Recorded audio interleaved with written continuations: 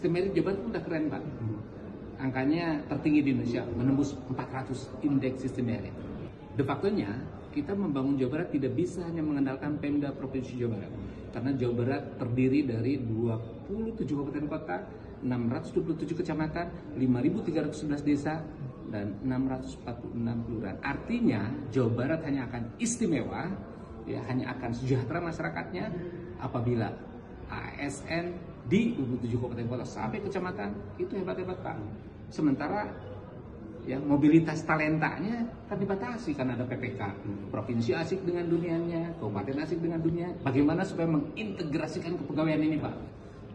Jadi sekarang berdasarkan Undang-Undang ASN dinyatakan bahwa JPT ini harus menjadi betul-betul bisa dimobilisasi secara nasional. Nah, Jawa Barat kita mulai nih cara memobilisasi itu dengan cara seperti apa gitu ya, sebelum nanti nasional lakukan kita dahului. Gubernur gitu ya, Pak Sekda saat ini mencari pola bagaimana untuk mencari atau menjalankan mobilisasi ASN tersebut khususnya untuk JPT.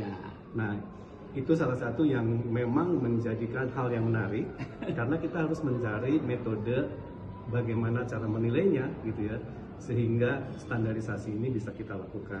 Jadi sistem merit tidak harus selalu talentnya itu dari internal, Pak, ya? Tidak harus. Dimungkinkan dari eksternal, provinsi, dari kabupaten kota.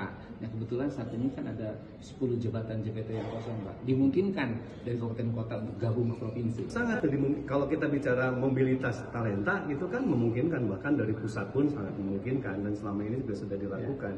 Tapi yang harus kita lakukan saat ini adalah sistem penilaiannya seperti apa. Jadi dari sisi ketentuan ya, dari sisi PP tentang manajemen PNS sangat dimungkinkan. Dari sisi Undang-Undang ASN sangat dimungkinkan. Ya. Tentu mengikuti kaidah. Ya. Sampurasun ya.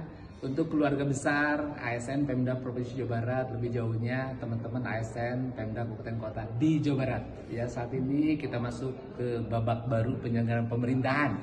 Sistem merit tetap menjadi rujukan kita, tapi tentu disesuaikan dengan situasi kondisi, termasuk ya bagaimana kepemimpinan di Jawa Barat hari ini di bawah Bapak Gubernur Pak Deddy Mulyadi. Ya, beliau mendaki ASN ini bukan hanya memiliki kualifikasi, Pak, kompetensi, kinerja. Ya, beliau juga meminta ASN harus punya ketangguhan. Karena kudu pok terolong ini, Pak, harus langsung ke lapangan. Ya, ada di tengah-tengah masyarakat, ada di tengah-tengah permasalahan. Dan yang tidak kalah penting harus boga wawanen, harus berani ngambil keputusan. Selama untuk kepentingan rakyat, ambil keputusan. Dan tentu tradisi seperti ini ya harus kita bangun, Pak. Nah, bagaimana dari perspektif ya manajemen talenta, dari perspektif sistem merit.